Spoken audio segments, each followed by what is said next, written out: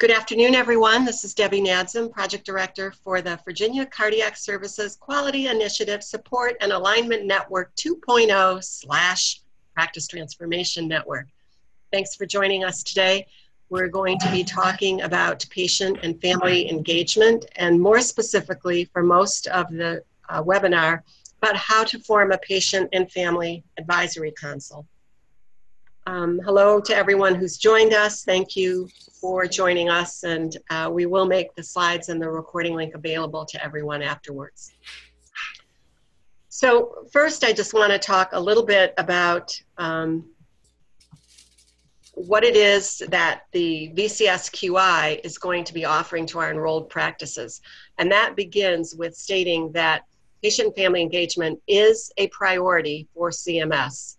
The Transformation Clinical Practice Initiative expectations are building upon what hospitals are experiencing in the Partnership for Patients campaign and the goals for PFE, as we refer to it. The goals that exist for hospitals have been utilized, I guess, as a foundation for group practices. So the expectation by CMS is that patient and family engagement be incorporated into the activities that will drive improvement of outcomes, efficiency, and experience. There are criteria included in the practice assessment tool, which those of you who are enrolled and have been through this will recognize as criteria 4, 5, and 17. I'll talk about those a little more in a second. But there are also 6 specific components or metrics. There is some overlap with the practice assessment tool criteria, but it's not concentric circles specifically. There also are many, many tools and resources available to assist practices with PFE, and the website of the healthcare community's location is here on this slide. If you've not registered yet, I encourage you to do so, not only for PFE, but for all kinds of other things. There are tons of resources. So these are the 6 components or metrics that CMS has put forward. And I've annotated them with some words that show you whether or not they are one of the practice assessment tool criteria. So you see inclusion of patient voice in practice operations, and that is for the specialty practice assessment tool criterion number 5. Use of e-technology to engage patients and families. In the practice assessment tool, that's number 17. And shared decision-making among clinicians and patients in the practice assessment tool, that's criterion number 4. The other 3 deal with the measurement of your patient's health literacy levels, the assessment to gauge whether the patient is ready to be activated as a partner in their care, patient activation. And the 6th has to do with support for the patient's safe use of medications. So you see there's only overlap of 3 of these 6 components with the practice assessment tool. So what are we going to do to help our enrolled practices? We'd like to launch a VCSQI patient and family engagement work group. We've done this already with the original members of VCSQI, but have not yet reached out to our enrolled practices. So that's what we're doing now. We'll be asking more formally for you to identify someone from your practice who might be able to participate on this work group, and ultimately bring a patient or family member to these calls as well. That's what will make it a PFAC, a Patient and Family Advisory Council. That's part of what will make it a PFAC, and you're going to hear more from our speaker about that. We do also want to seek your clinicians and your patients' input about how we can help you advance your strategies for patient and family engagement. We'll hold topic-specific webinars like today's. We'll monitor our enrolled practices' progress with the 6 PFE components or metrics, and we'll share with you learnings and opportunities from across all of the TCPI players and CMS. So we'll be letting you know about other kinds of webinars, other resources that exist, as well as, what's not on here, we may want to profile some of you and ask you to speak up on some of the national pacing events, as they're called, or webinars, that will profile the great work you're doing in the world of patient and family engagement. So we were going to set up a poll right on this webinar, but had a little trouble doing so. So you'll see going forward, maybe in the biweekly update or just a separate email, a short survey asking you which of these 6 you already have in your practice or are working to implement. And then of those same 6, what are your first, second, and third choices for future webinar topics? Clearly the 3 that are part of the assessment tool that are associated with moving through the 5 phases of transformation might be a good place to start. That would be inclusion of patient voice, shared decision making, and use of technology to engage patients and families. So we'll come back to you with a different way of asking for your input on these questions.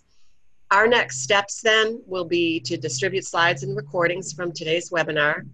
We want to form that PFE work group and get names from you. We know that your practices are probably operating in a lean fashion, so we won't overburden any of you with too many meetings or too much work. But at least the name of someone that we can be emailing information to and keeping your practice engaged in PFE.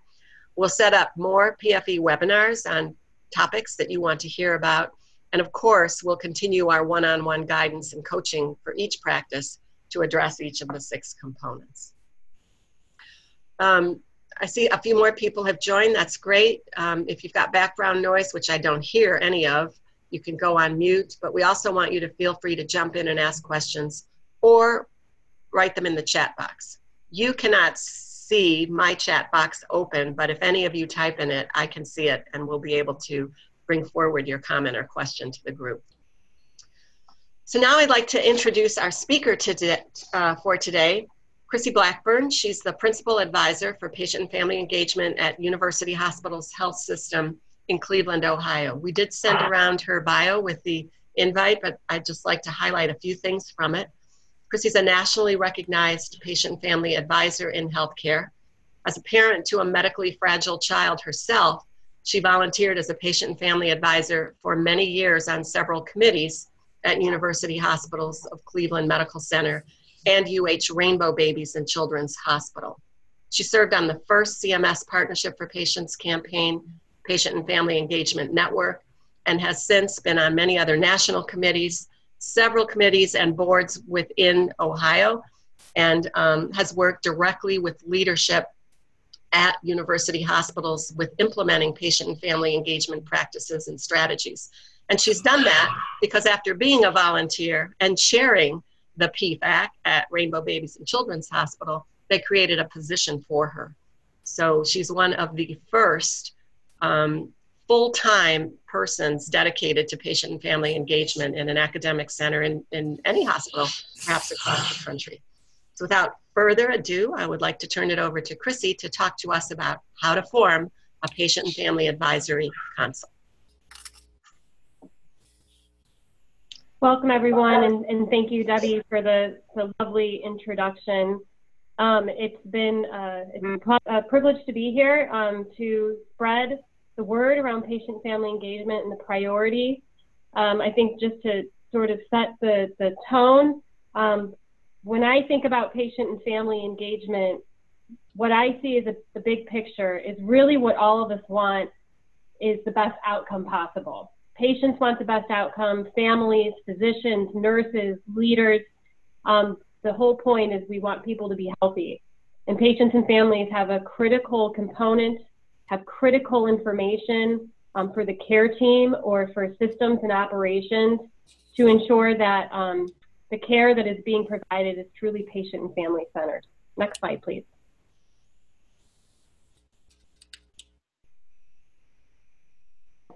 I'm trying here. Why isn't it going? There we go. There we go. Okay, so obviously Debbie went over the TCPIPFE program components, and we're going to talk a little bit further today as it pertains to the 3 main focus components that she went over as far as shared decision-making, the patient-family voice in practice operations, and the use of e-technology. And I'll sort of show how you can incorporate the design of those practices with your PFAC. Next slide, please.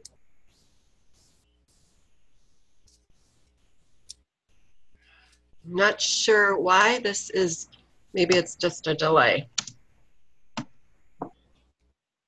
Hold on a minute. Okay. All right.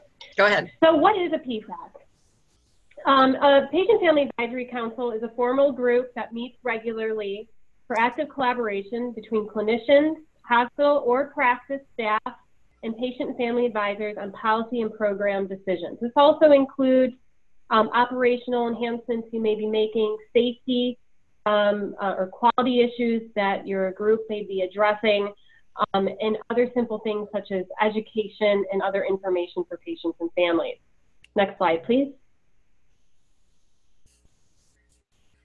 A patient and family advisor is a former or current patient and family member of the hospital or practice who is emotionally, physically, and mentally ready to volunteer and partner with the organization or practice to make improvements. This is typically a patient who is interested in being actively involved in their care or the care of a family member and has offered constructive feedback in the past. And I'd like to take just a moment to talk about the emotional and physical and mental readiness of a patient and family advisor. And I'm going to personalize this to my own experiences, but my daughter Lily was born at 38 weeks, and she was in the NICU at the Naval Medical Center in San Diego. She has a very rare syndrome. She has multiple specialists, and we're currently on the road to kidney transplant, but she's doing quite well. And once she was born, we wanted to move home to Cleveland to have her at Rainbow Babies and Children's and also to have the support of our family. So once Lily was about 4 years old and she had been through a bulk of her hospitalizations and procedures, I wanted to give back to the hospital. So I joined the Family Advisory Council. About 6 months in to, I'm sorry, I'm getting some feedback. About 6 months in, the NICU manager asked if I would like a tour of their NICU. Now, reminding you, I had not had Lily in this hospital. Lily had not been in this NICU, and I was very excited, and I said yes. It was a brand new NICU, state of the art. So we scheduled a time, and we went up there, and now it had been about 5 years at this point since I had been in the NICU with Lily, and met with her. We opened the door, and I lost it. I began to cry. The sight, the smells, the noise, I had obviously had some post-traumatic stress that I had not dealt with. And at that moment, the nurse manager said, I don't think it's time for you to come through here yet. And I said, neither do I. Now today, I'm able to go up there. I'm able to interact with parents and talk with them, but I was not emotionally ready. Physically ready. I've had experiences where a patient family advisor was sitting in on one of their PFAC meetings, and this will all resonate with you, and she was having chest pain during the meeting. And the staff liaison of that council was a cardiac CNS. The patient family advisor did not tell anyone and took herself to the emergency department afterwards, explaining to the staff liaison she was having chest pain. One thing to keep in mind is patient and family advisors are passionate. They want to be involved, but it's important to set boundaries to let them know when they're not feeling well, they do not need to be attending meetings or other activities. Their health is a priority to us just as if they were a regular patient, and we need to protect them in that fashion. Mentally ready is also an important component, and that is because we want to make sure that patient family advisors are not driving their own agenda. They're not joining PFACs or wanting to be involved because they want to have an in to get better care or to know people to get better care. So this is screened through an interviewing process, which we're going to talk in more depth. And in addition to that, we also want to make sure that this patient family advisor has had negative and positive experiences. We know that in healthcare, not everything is perfect. So if we only have a group full of positive experiences, it can be difficult for us to co-design and partner in making improvements where we might be falling short. Next slide, please. to talk about the READI patient and family advisor, and this is beyond the READY, but READI.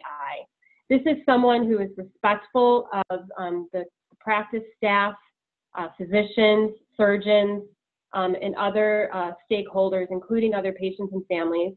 They have experienced care within the organization, the practice, or with the physician within the practice. They are appreciative of the organization and other patients and families.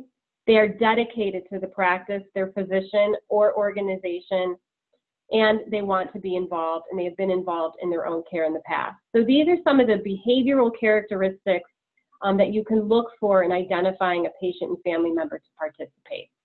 Next slide, please. So it's important to talk about what a PFAC is and what a PFAC is not. And a PFAC is really made up of loyal and collaborative patients and families and staff that want to help other patients and families. They support and believe in patient-family-centered care and engagement, and they offer advice, thoughts, and ideas, opinions based on their experiences. And I do apologize, not at university hospitals, but anywhere within the healthcare organization and system across the U.S. They're also responsible and professional, and they want to give back to their community. I would say the one thing that brings patient and family advisors to the table is they just want to help other patients and families navigate what they have already been through. We know that healthcare is fragmented, it's complicated, and to be able to have people help other people who have been there is extremely self-rewarding. Next slide, please. A PFAC is not an angry group of patients and families, and I can't stress that enough. They are not patients and families taking over and telling the hospital or the practice and its staff what to do. They are not out for their own agenda. They are not patients and families who have no understanding of the healthcare system. They do have some savviness because they've been there. And they're also not out to spend all of the hospitals or the practice's resources. Next slide, please. So we're going to go through the following components and structures and guidelines for the development of a PFAC, including its membership, that includes the advisors and staff and physicians, the roles and responsibilities of each, what the time commitment is, creating your mission and vision statement, the importance of bylaws, budget considerations, annual goals, and strategies for successful meetings. Next slide, please.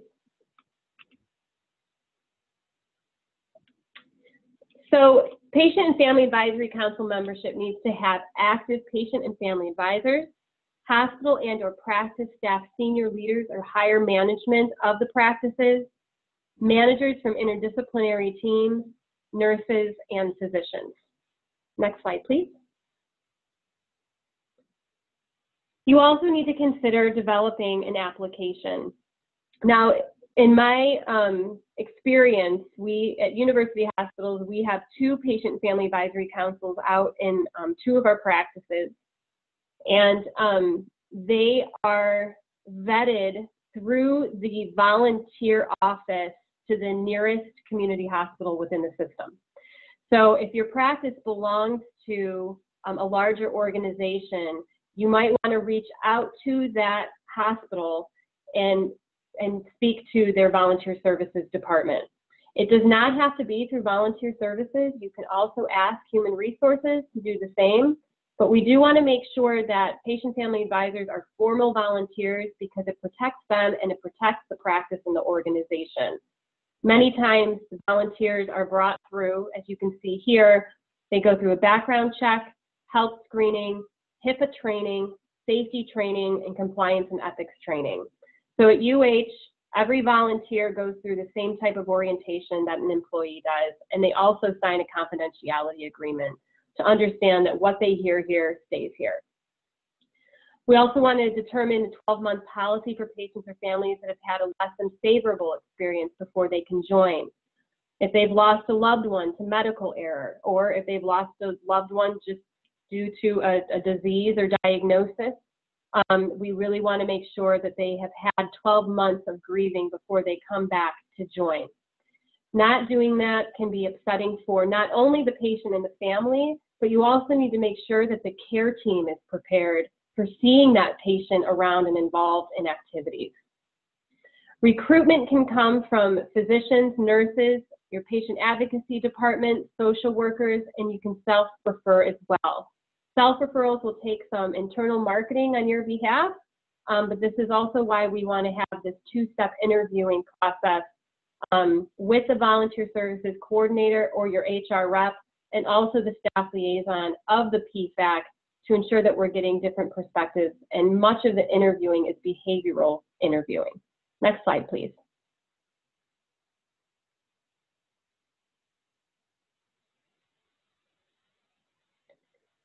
So why volunteer services, or as we stated, human resources? They are volunteers. They need a formalized orientation process, and they have expert insight on volunteers who may or may not be ready for the PFAC. This is also a direct contact for the patient family advisor. Just as we have contact with human resources as employees of organizations if we're running into issues, that is what the volunteer services department acts as for volunteers. Next slide, please. So orientation for patient and family advisors should include a general volunteer services orientation. That might be where where the entity is, a tour of where the PFAC may be, a checklist for patient and family advisors to make sure that they have covered all of the necessary grounds that need to be made before they're formally joining the PFAC, a hospital or practice orientation, identifying and letting them know who the leaders of the organization or practice are, what their roles and responsibilities are as a patient family advisor, and good accessibility and communication of the staff liaison. And we'll talk about all of those separate roles as well. Next slide, please. So next we'll go over the roles and responsibilities of the staff liaison, the PFE co-chair, because each PFAC does have a patient co-chair that works directly with the staff liaison, the outline of roles and responsibilities for the PFA and PFAC orientation. Next slide, please. So when I created the READI patient family advisor, I couldn't help myself with acronyms. After all, we are in healthcare. And I decided to create one for staff liaisons and for the co-chair as well. So the staff liaison is really the staff person who's going to be leading and coordinating the PFAC meetings, agendas, ordering food if it's necessary for the meetings, and also is an advocate for involving the PFAC. So the staff liaison is respectful of the patient-family perspective. They are well-connected and engage and educate PFAs on how the hospital or practice works, and staff and clinicians on partnering with patients and families. They lead and they appreciate and champion patient-family-centered care. They have patience and are dedicated to learn, persevere, and seek strengths in all people in all situations. And they look for and identify opportunities for patient-family advisors to be involved throughout the organization or practice. Next slide, please.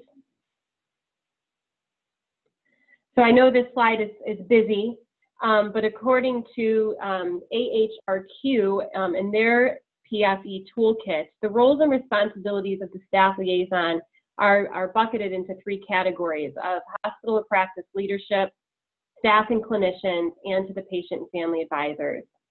So the role is really to work with, for leadership, is to work with administration to get their buy-in and commitment, and to make sure that they are walking the walk and not just talking the talk with the development and utilization of the PFAC, and is also to keep them informed on the projects that the PFAC is working on.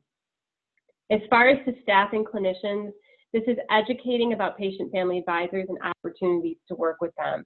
So explaining who these advisors are, that they're not a threat, but they're a partner. They want to co-design to get to the best outcomes, just like they do. They also are responsible for staff development of plans for involving the PFAC. So if there's new projects that are coming up for your practice, the staff liaison would help to integrate the PFAC within that project. And it's also helping staff to understand how to interact with patient and family advisors and how to implement their suggestions or to provide feedback about why changes may not be possible. One of the biggest important components of training and orienting patient and family advisors is, although they may have some savviness as far as being a patient, they don't always understand that it is very difficult to turn a large ship. especially if you're part of a larger organization or a larger practice, that these things take time, and that sometimes if they have a suggestion, it may have to go through 3, 4, or 5 departments before it actually gets approved. They are also responsible to problem solve in challenging situations with the clinicians and the advisors. So one example I'll give is that we had a patient family advisor at our main academic medical center that began to use her membership as a threat to staff when she was hospitalized. That patient family advisor was immediately removed from her position as far as volunteering. That is not what we are trying to promote. We are trying to promote partnership, and being part of a PFAC does not give anyone distinct privileges above anybody else. The responsibility to the patient family advisors is really making sure that you have the resources and cultivating opportunities for PFAC involvement. If you have a PFAC and the work is not meaningful, you will not be able to retain, and the group will fall apart. So making sure that you understand what the patient and family advisors want to work on and what the practice wants to work on aligns so that you can keep good partnership and inclusion. They also oversee the recruitment and selection of PFAs. They communicate with the PFAC in a timely manner about recruitment status and potential opportunities. They are overseeing the activities and facilitating ongoing engagement, bringing concerns of the PFAC to leadership or connecting PFAs with leadership, and tracking and communicating PFAC accomplishments. Next slide, please. So once you have started identifying some members, you will see a natural leader come out with one of your patient family advisors. And this is usually the best time to identify them or to suggest that they be the co-chair. The co-chair is respected by the other PFAC members and the staff. They have the skills to execute the mission and the vision of the council. They are accountable for the PFAC, the PFAs, the structure, activities, leading and supporting and assisting in the PFAC goals. This is done with the staff liaison. They have drive and is well connected with the help of the staff liaison to other hospital administrators and staff within the practice. And they are inspirational and set by example the roles and responsibilities of the patient and family advisor. Next slide, please. So I'm not going to go through all of these one by one, but the roles of the patient and family advisor, as you can see, are vast. Whether this is sitting on a PFAC and merely participating in month-to-month meetings, or depending on what their passion is, they may want to serve on other quality and safety committees. They may be trained to educate hospital or staff on patient and family-centered care. They do document literature review. They get involved at state and national levels. They can recruit other advisors, and they develop other ideas to help patients and families who may be in the hospital or in an outpatient setting. Next slide, please. The responsibilities for patient and family advisors is really to maintain professional and passionate about the work. They respect and listen to those around. They are timely. They acknowledge that conflict will arise. They're a team player. They follow through. They use their talents. And of course, we encourage to ask if you don't understand. I can tell you, even in my current role at university hospitals, I still raise my hand and ask the dumb question. And afterwards, I usually have 2 or 3 people that say, thank you so much for asking that, because I had no idea what that acronym was. So making sure that they are really engaged, speaking up, using their talents as thought leaders, because many of your patient-family advisors come from professions. We have patient-family advisors that are physicians, in marketing, in banking, are biomedical engineers, so they bring a vast amount of experience from their professions to the table as well. And also, seeing here, you can refer to page 8 in the PFAC toolkit. I did send Debbie the University Hospital's PFAC toolkit, which could be your Bible in how you are setting up your council. Next slide, please. So your time commitment for council meetings, really you want to meet monthly. And the reason why you meet monthly is to keep the motivation and momentum going. Other councils I have worked with meet quarterly, and a lot of the work fizzles out. Just like when we have regular staff or employee-based meetings, if we don't keep things going and keep it close together, it can be tough to get projects done. And typically your meetings last anywhere from an hour to 2 hours. I've had some groups that start out at an hour and they recognize right away it's not enough time. So I would commit, if you can, to at least an hour and a half to 2 hours per month. Hours of homework between meetings for the patient family advisors and also for staff can vary anywhere from 2 to 4 hours a month. It just depends on what you're working on at the time, and if you need to have ad hoc meetings in between with your advisors. You may want to offer incentives for patient family advisors. Sometimes those incentives are merely they're volunteering and they want to give back. You might want to offer complimentary parking if they have to pay for parking where they're going, small snacks and coffee, or a meal when they're coming to the meeting. You might have a tote bag with your logo on it, something that lets them know that they're part of the team. And I'll tell you, by becoming a volunteer and getting that badge, you really do feel of importance. You also want to determine PFAC term limits. So for the patient and family advisors, you usually want to do two-year terms, so a total of 4 years. There are voting privileges of being part of the PFAC. They can go to emeritus status, but they would no longer have voting privileges, but they could still be actively involved with the group. And then, depending on the projects you're doing, there may be additional activities for the patient and family advisors, such as storytelling, educating staff, etc. Next slide, please. So your PFAC bylaws, charter, guidelines, you can choose to call it whichever you would like. But these are critically important because it sets the tone and the structure of the council. You would have your term limits, your mission, your vision, the roles and the responsibilities, who the leaders are within your practice, the staff liaison, your roster, and current projects you may be working on. Your bylaws typically are reviewed anywhere from once to twice, every year, every 2 years, but adjustments can be made ad hoc if the group votes on it. Typically, when you're getting started with the bylaws, I always suggest just the staff liaison and one or two patient family advisors. Putting them together is a tedious task, and if you have too many cooks in the kitchen, it will take much longer than you would want it to take. There are some examples of bylaws within the toolkit. I also have a living documents toolkit that I'd be happy to send to Debbie that you can merely work off of a living Word document to put your bylaws together. Next slide, please. So this we already went over. Next slide, please. So budget considerations. I will tell you that to run a PFAC is minimal.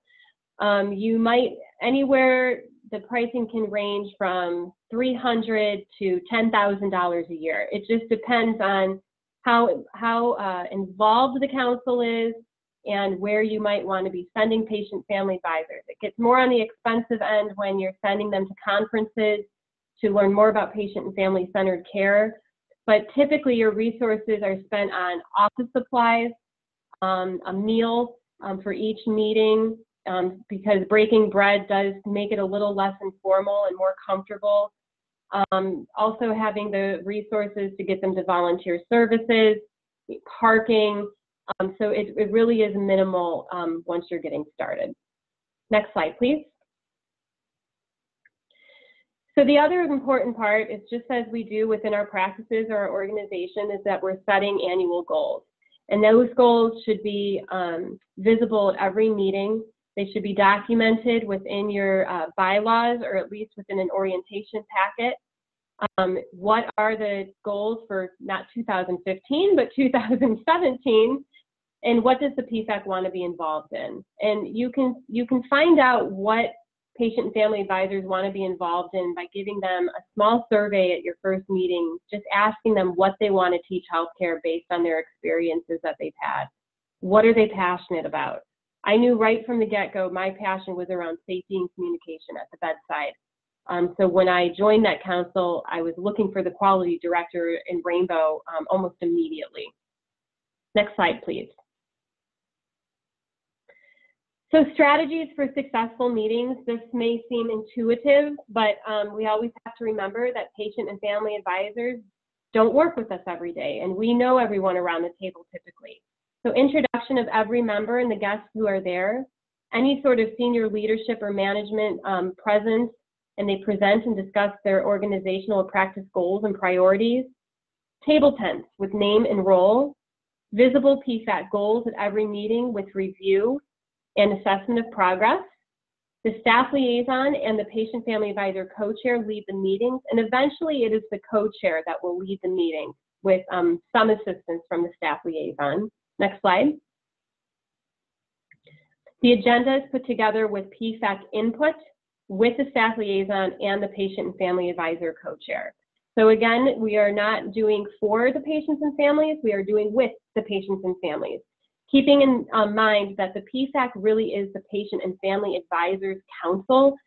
As staff and physicians, we are helping to lead them and partner with them in that co-design of new initiatives and projects.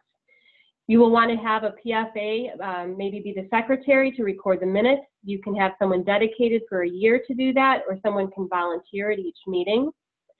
And also having an open discussion at every meeting for ways to improve and other ideas, and close every meeting with time for questions, staff contact information, and additional comments. Next slide, please. So I wanted to keep this as open and as broad as possible. Are there any immediate questions? Can you give an example of one of the projects your PFAC has done at your hospital and how they made a difference and how they impacted a change in your institution? Yes. So we actually, at university hospitals, we have 24 councils across our system. And about a year and a half ago, our VP of Revenue Cycle was charged with redesigning the patient bill. So she had reached out to me, as well as the VP for Patient Access, to put together an ad hoc PFAC for them.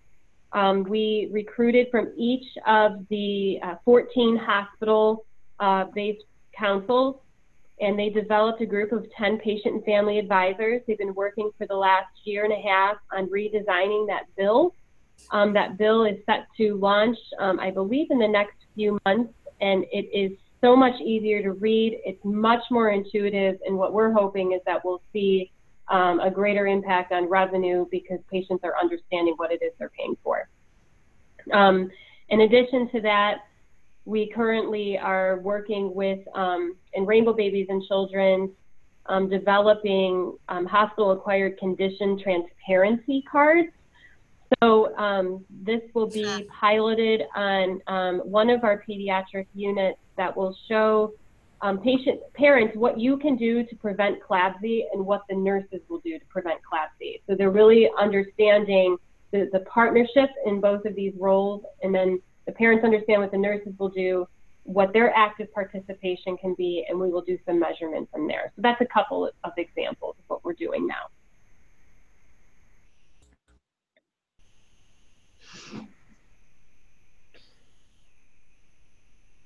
Are there any other questions? It is a lot of information, especially when you're first getting started. I think I have a question for all of you. Do you have access to a volunteer services department? We do at UVA.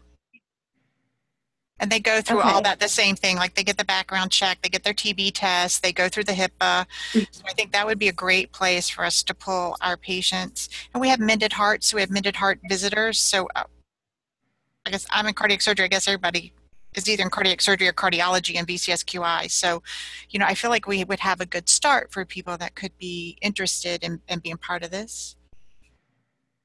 Absolutely. Absolutely. I think that it would be important just to make sure that they've experienced the care, you know, within your respected organization and not externally. Right. I have a question for you. Go ahead. I'm sorry, I have a question for you in regard to the breadth of a PFAC.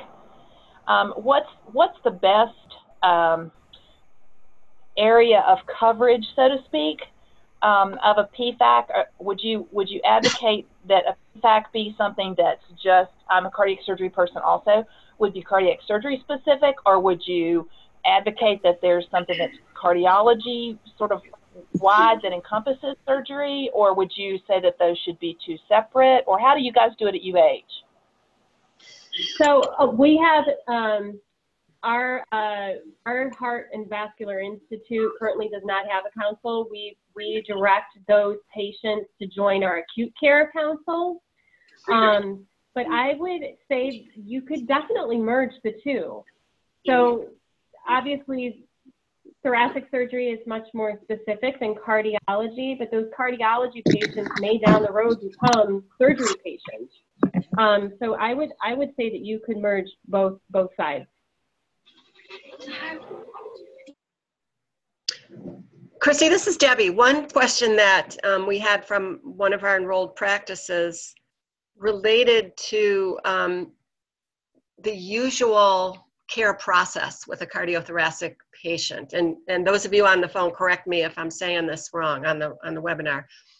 But after a major procedure, the surgeon may only see the patient one time after discharge, and then they're referred either to cardiology or back to their PCP. How would you find patients, and how long would you keep them on if it's the cardiothoracic practice that is interested, but their contact with that practice is, you know, kind of short term? So I would definitely wait till the patient's healed, obviously. So usually, as far as screening, we want patient and family advisors to have had experience within the last 5 years. So you may be recruiting someone that had open heart surgery 2 years ago. So it doesn't have to be that that patient family member has had care right then and there. They only see the surgeon once after surgery and then they're out. You can recruit further back as far as bringing them in and to talk about what their experience was and how to improve it. Does that answer your question? It answers it for me. I'm not sure if it does, you know, the Okay. practices will have to speak up themselves if they can anticipate how that might work for them. Right. How many people do you have on your councils? So I usually look at that based on the size of the hospital. So currently, let's say one of our community hospitals, Parma Medical Center, they have about 300 beds and they have 12 patient family advisors that are serving. Typically, you want it to be 60–70% advisors, 30 to 40% staff or physicians or leaders. It really depends on your practice size and your productivity. So I would say on average, to just get things started, you probably want to shoot for 10 patient family advisors. And realize too that this takes time. The hardest part is recruiting. And recruiting in a way that is diverse so that the PFAC reflects the community you're serving. So a lot of the time with practices, a letter can be sent out, let's say from your practice administrator, your manager, that could say, we've identified you as someone who might be potentially interested to join the PFAC. Please call and have them contact that practice manager. If the request comes directly from the physician, you know, so if I just had surgery and my surgeon said, Chrissie, I think you'd be really good for this, I might feel obligated but not really want to do it. So there's some different ways that you can do the recruitment, but 10 would be your goal. And it will take some time to do that. When you're first getting started, how I have always suggested is identify 2 to 3 patient-family advisors. So these might be people that you're thinking of right now off the top of your head. You might already have a couple patients in mind. To be at the table with you, to develop the bylaws, to develop the mission and the vision, to develop the logistics. Once you have those structural components in place, you will do heavier recruitment. Do you ever have any of those members like come to their quality meetings? I know Bon Secours is trying to have like a patient come to their quality meetings and just stay for like the 10 minutes. And like to me, that just seems like such a great way to find out, especially in cardiac surgery where you're wondering, you know, what went well and what didn't. Do those patients ever get invited to go to quality meetings or go to meetings with staff to give information? Absolutely. We have several patient and family advisors that are a part of the committee. So they're not just there for the first 10 minutes. They sit in and they listen to all of the initiatives and projects and quality improvement efforts that are happening. I would say to dip your toes in the water, you might want to do like the first 10 minutes, but from there I would really encourage full involvement. And if you're doing that, so when in my experience, I was part of Rainbow's quality committee as a volunteer, and the staff liaison for the council was there, so I was able to ask her questions about things I didn't understand, but then eventually I had a much stronger relationship with the director of quality. So you want to make sure if you're looking at patient family advisors joining committee, they still have someone that they can go to and debrief with and talk with if they're not understanding something. Yeah, that's kind of the next level of patient family engagement in an organization. Besides a PFAC, you bring some of them onto performance improvement teams and have them bring that patient perspective to the staff group that might not be thinking about the patient perspective in the same way. Mm-hmm. Right. And I do see here in the chat box, there was one comment from, let's see, is it Mr. Dixon? Dixon? Yes. Mm-hmm. Dr. Dixon, thank you. About having a cardiologist representative, absolutely. The more physicians that you can get involved, it can be challenging just based on workload and time, but that really can, it changes the whole conversation when you have the patients and families and the doctors at the table, because those are the 2 end users of everything. That's where your interaction is. And nursing, yes, absolutely as well, but the one who's actually performing the surgery or doing the follow-up, that's a great point.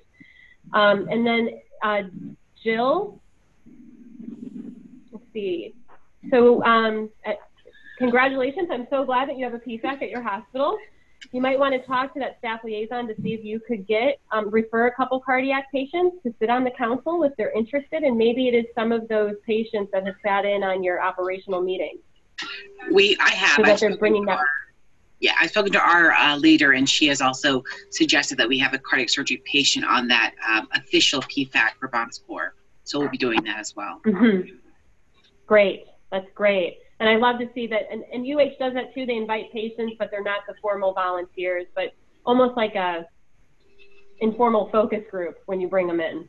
Yeah, it's very helpful for all the staff to hear the patient's perspective, and we've taken all their suggestions to the leaders of each individual groups to see what they can do to improve the and listen to the patient's suggestions. So it's good. Right, that's great. That's great. Jill, how do you pick your patients that you invite? I actually get to pick them, and so I try to alternate with the different providers. I don't have the same providers' patients represented. I alternate them, and also I just kind of look at the straightforward ones, but also the ones with complications. I encourage the patient's spouses to attend as well, because they have a totally different perspective than even the patient. So that's helpful. And so we have another one coming up that was a redo, AVR. So it's kind of a little bit of a more complicated case. So whatever feedback we get, we then kind of push it off onto the other administrative directors to address the concerns. You know, we have the good, bad, and ugly presented. How long do you wait after surgery? After their follow-up visit, we see them twice in the office at 5 days and again in a month. But it's a good couple, 3 months. And I always ask permission if I can contact them, or if they express an interest in, you know, when I ask their feedback, then I encourage them. And I actually have a running list now of patients that have either told me they're interested in visiting with us, or that I think are very interesting patients. So it's random, but it's my choice. What's your role? I'm the cardiac surgery program nurse. Also, it's a kind of a clinical coordinator. So I'm a CVICU nurse, but I now work for the surgeons in the cardiac surgery group. So it's like a clinical navigator. Mm-hmm. I'm so sorry. Hey, this is Jeffrey. I just joined. I'm sorry.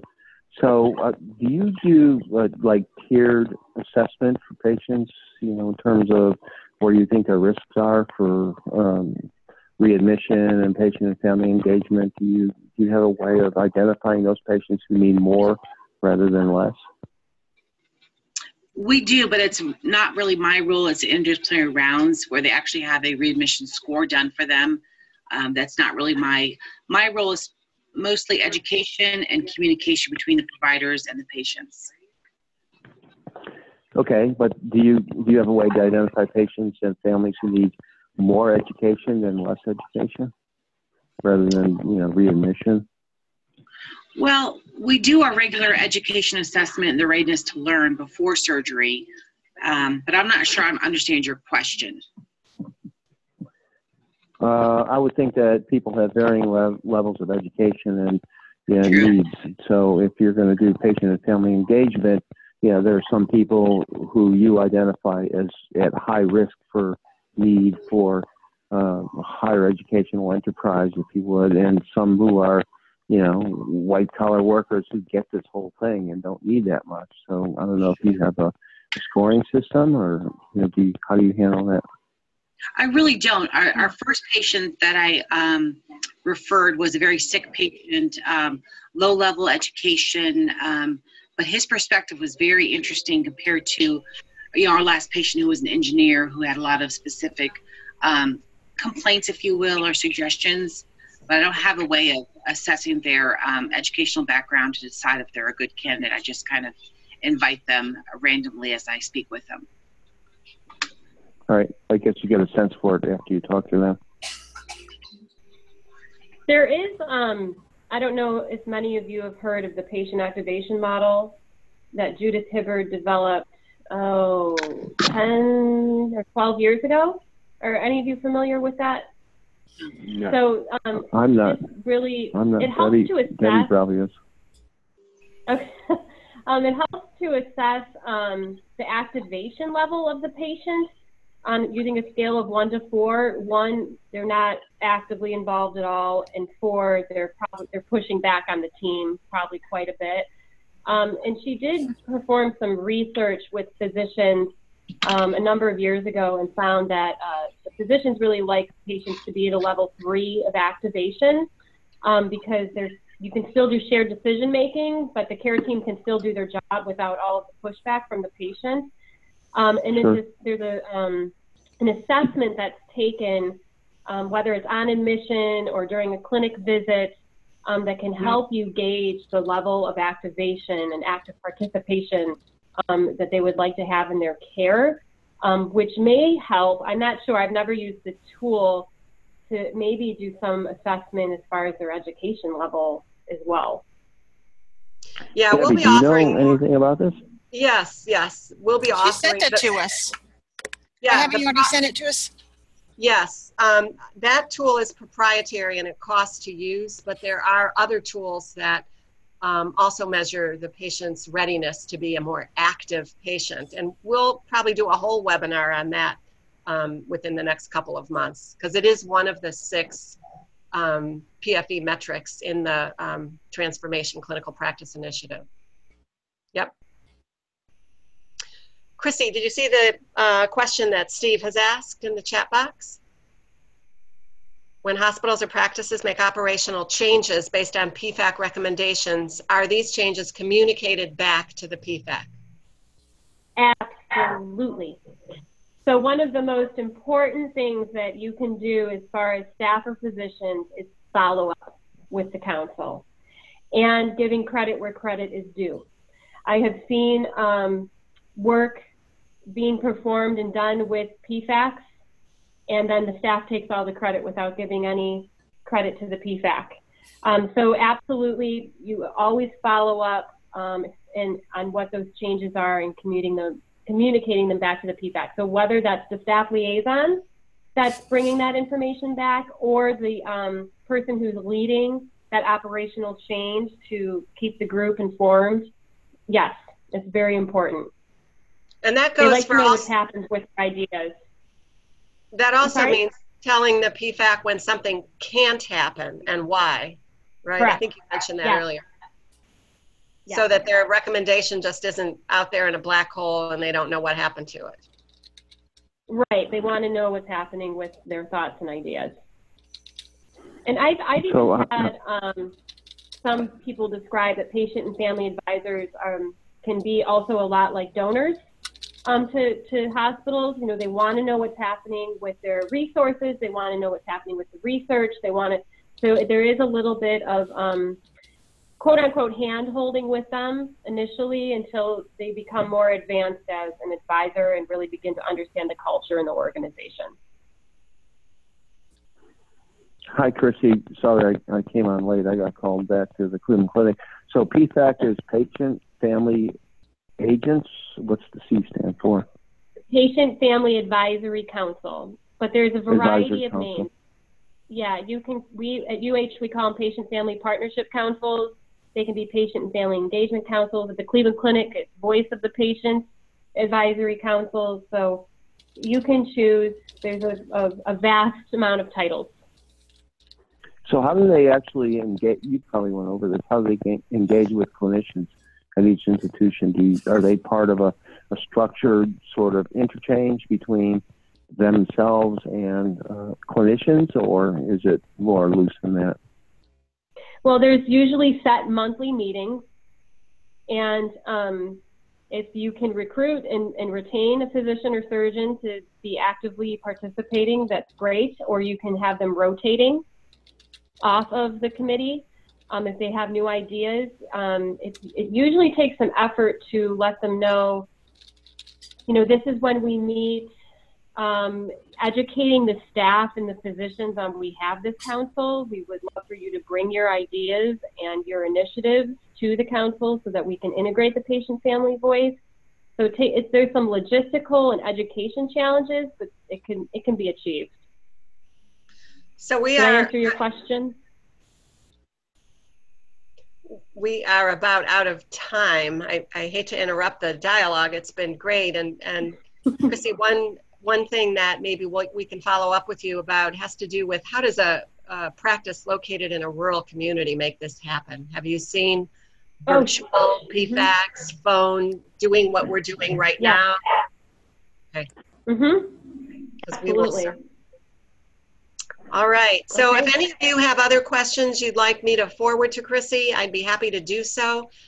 We will get that toolkit out to everyone, as well as the link for this recording and the slides, and those 2 survey questions. Look for them coming up so we know where you want us to focus attention in the near future with those 6 components of patient and family engagement. I want to thank Chrissie Blackburn again and all of you for joining today. And stay tuned. Our next webinar scheduled is going to actually focus on kind of quality improvement 101 on September 26th. That's a Tuesday afternoon, featuring Brenda Kennedy. She's one of the national faculty members in TCPI and for CMS. And this will help you all satisfy that requirement that your office staff have received at least some training on what quality improvement activities are. So watch for more information about that as well.